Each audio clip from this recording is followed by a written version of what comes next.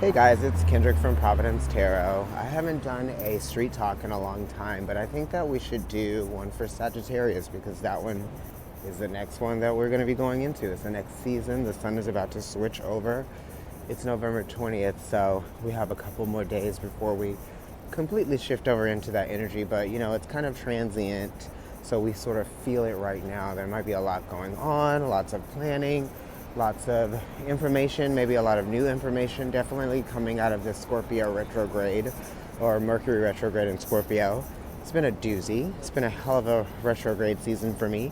So many things happening. Revisiting past relationship, old work relationships, re-examining things, re-examining material, re-examining maybe the information or the depth of information that you may have or may have needed in some cases. I would even say that it's kind of like maybe we're remembering old parts of ourselves, right? Old parts of ourselves that have gone through experiences where we actually have learned things and we actually have gained some wisdom. You know what I mean? And it's kind of like now we're trying to see where those lessons and where the knowledge that we have acquired through our experiences is taking us. My retrograde, a lot of things happened. I misplaced some things in another town that I fortunately was able to travel back to retrieve, okay? Also, my phone broke, okay? It malfunctioned and then it sort of like broke. So there was a lot of rearranging around that because Mercury is a mutable planet, okay? Being that it rules Gemini and Virgo. And speaking of Gemini, it actually is the opposing energy of Sagittarius, which is where we're about to go, right? And I believe that Gemini is kind of like short, sporadic, quick, kind of flighty, but flighty in a way where it can cover a lot of ground, but it can focus on one thing at a time. Whereas Sagittarius is talking about really expanding your focus and going, to far-reaching places mentally, even in like your actions, right? Traveling, movement. It is mutable fire, so it's talking about how you can be creative in many different ways, because fire is creative, right? Sagittarius rules the 9th house. That is belief systems. It is, a house of learning. It's also a house of adaptability, right? Because once you learn and you gain knowledge, and you basically adapt to that knowledge that you have now gained and that you have acquired and that you can now use to your benefit. So benefit being a base word for Sagittarius, being that Jupiter is a benefic planet. Okay, and you can benefit a lot from Jupiter. You can gain a lot of things from that energy, depending on where it is. If it's in Capricorn, then it's going to be debilitated. So there's going to be some lessons that you have to learn to deal with that energy of Jupiter being in a restrictive sign. And that is just talking about change, Jupiter is a mutable planet, okay, for sure, because it has a significant relationship with Pisces, which is its ancient ruler, okay? And it also rules Sag, obviously. Those two energies square each other, okay? And right now, we actually have Neptune in Pisces, and we have Jupiter in Sagittarius, finishing its transit at home. So it's been comfortable, right? Now it's about to leave and go into a place where it's debilitated. And usually a planet will be in its ruling sign before it's in a sign that it is actually debilitated in. So you'll see that happen around the zodiac, around the chart. And Speaking of Sagittarius, the galactic center is actually located between 26 and 27. Some people would say 25 and 27 degrees of Sag, or maybe 26 to 28 degrees of Sag, somewhere around there. I have a placement that is there at the galactic center. I won't tell you what that is, but I do. I have something right there. You know, Venus is going to be conjunct the galactic center, I believe, okay, with Jupiter, because I think it's a Venus-Jupiter conjunction. So when that happens, that's a really great opportunity for any kind of growth, any kind of expansion, or anything that you felt like you may have wanted to do or wanted to achieve or wanted to learn or wanted to, carry out something that made you feel successful. Maybe it was a goal, right? Something that's goal-oriented.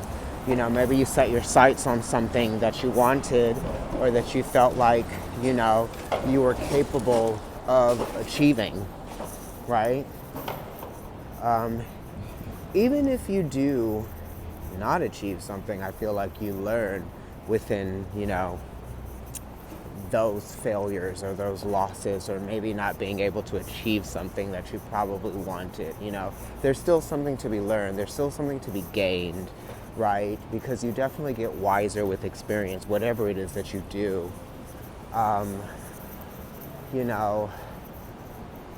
Jupiter ruled by Sagittarius, but esoterically, the Earth. Okay? The Earth is what we transverse. It's what we travel around. It is what we,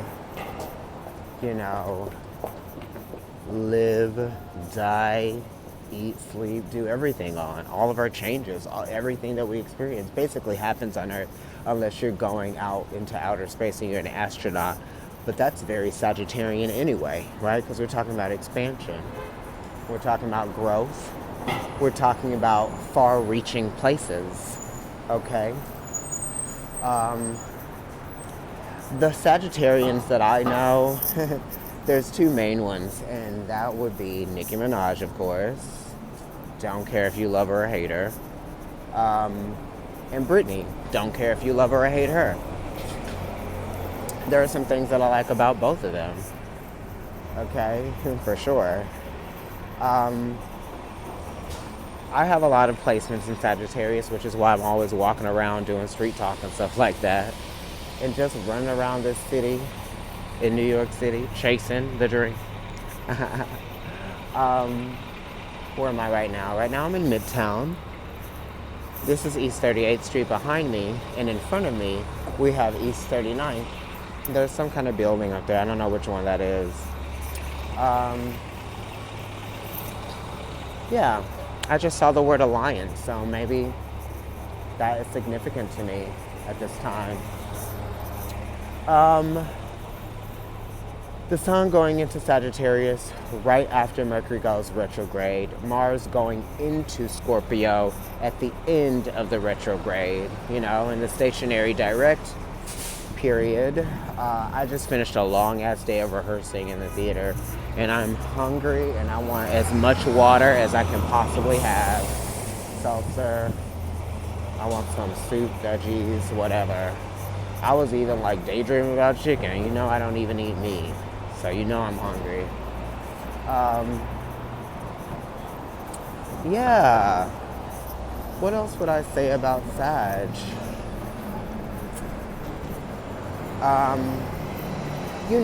A lot of times that Sagittarius energy can be dogmatic, because there's a wealth of information. So there's always a need to get that information out, like the arrows are the information, and you're trying to hit people with that information. Impact is definitely a thing with fire signs, and being that Sagittarius is the last one, impact for sure. Impact with writing, impact with knowledge, information, anything that you can put out there that will make people go, whoa. Yeah. That type of thing. Sagittarians, that energy is very spiritual, which can kind of like, lead to the dogmatic energy or behavior or patterns. I'm walking out into the street while the light's on green, very Sag. I'm just gonna go. Yeah, so Sagittarius rules the legs, you know what I mean? Because horses trot. Horses are usually hot to trot, okay? Sagittarians can have very muscular bodies, very muscularly pronounced, okay? The features definitely can have like a masculine side to them, but beautiful, kind of alluring, like a horse would be, okay? For me, I'm fascinated with horses, but I am kind of frightened to get too close to them because they are overwhelming. Very much like Jupiter can be. Jupiter is the largest planet. It's a gas giant, but I'm smelling popcorn. But, the sun can fit, all of our planets can fit in there. Multiples, thousands, millions of planets can fit into Jupiter. And, he does have a very healthy appetite. He could keep going at the party. He could drink more. He might invite more people over than he could actually take, right? Her, she, it, them, they, whatever. Jupiter's there, Sagittarius, that energy is very enthusiastic, you know what I mean? It is jovial, playful. It likes to be in the epicenter of things. It doesn't need to be the center of attention. It can be, for sure. But that's not really the focus and the goal. I mean, if you want to be the center of attention in terms of like what you know or what you are providing or what you're giving back to people that makes their lives better, then sure, we can go with that. But also you have to understand with that Sagittarius energy that all opinions aren't always welcome. Sometimes you have to let people have their own trial and error, have their own path to learning. Because Sagittarians understand that they have their own path to learning. So they have to also understand that others have their own path to learning as well. My father is a Sag, and he would always question me on whether or not I knew what street smarts and book smarts was. Well, I'm out in these streets, being smart. And, I did pretty well in school, right? Better than anyone ever thought. Actually, that's not true. I was always getting like A's. But then in high school, when I got kind of like more interested in like my arts and culture, right, which is still Sag, and music, all of those things, because I was a musician too. I still consider myself one. I want to play still. When that was going on, I forgot what I was saying. Long day.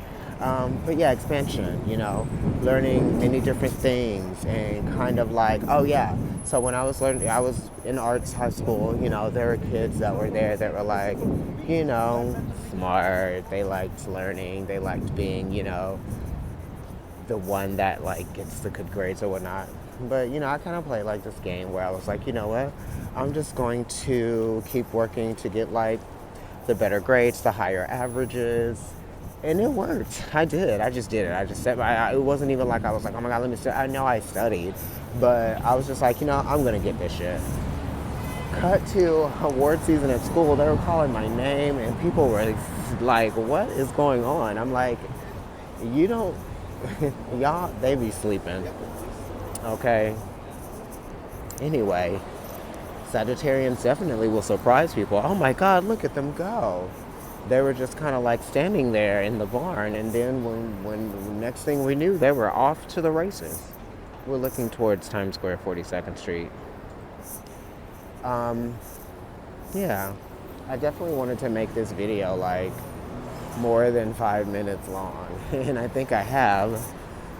So you got Times Square this way, and then you have Grand Central that way. How's that for expansion?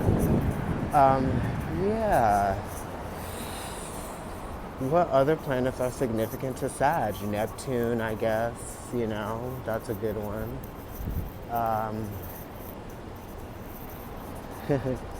Moon in Sag is a pretty good energy, right? I would think so.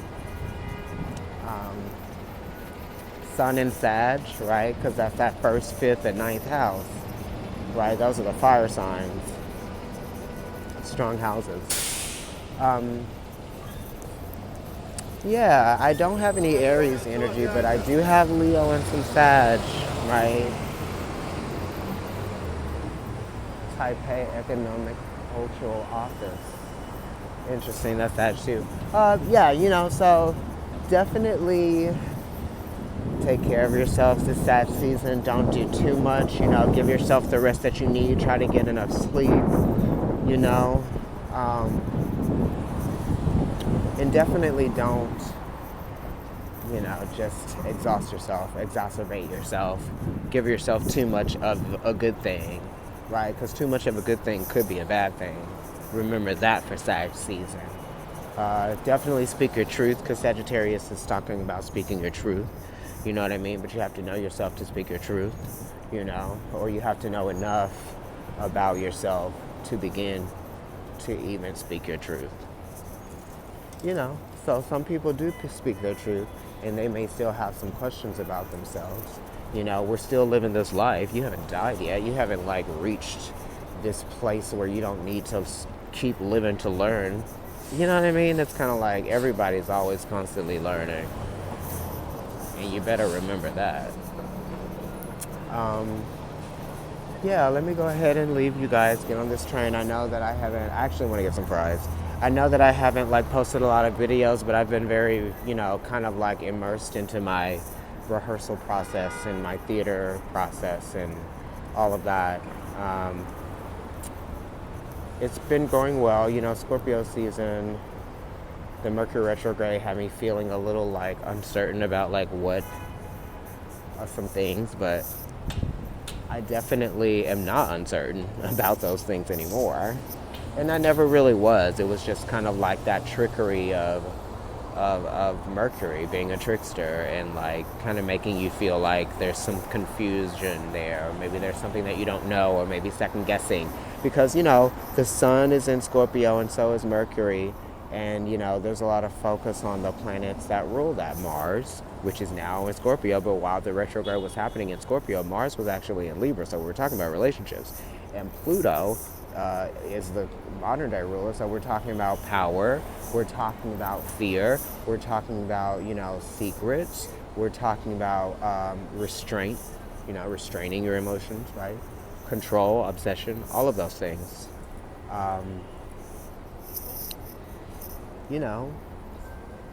Maybe being in the dark about some things, right? Feeling in the dark about some things, Shared resources have been a big focus here during the Scorpio retrograde, Mercury retrograde in Scorpio. Yeah. Change definitely is inevitable. Okay. And I would say definitely we're experiencing some changes now, and we realize what those changes were during the Mercury retrograde in Scorpio.